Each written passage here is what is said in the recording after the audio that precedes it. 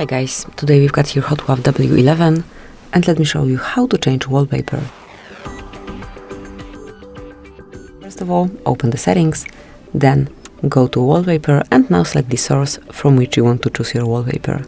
It can be one from Live Wallpapers, some from Google Photos, or from Wallpaper and Style. Just open it here, mark Change Wallpaper, and here you can go to My Photos or pick one from On-Device Wallpaper. And now choose the picture that you want to cover your screen with. Now you can see how it looks on both home and lock screen. And if you want to apply it, tap on confirmation mark, then select if it's for your home screen only, just your lock screen, or both. And that's it. As you can see, it has been done and now it's set on both home and lock screen. Thank you for watching. Please subscribe our channel and leave the thumbs up.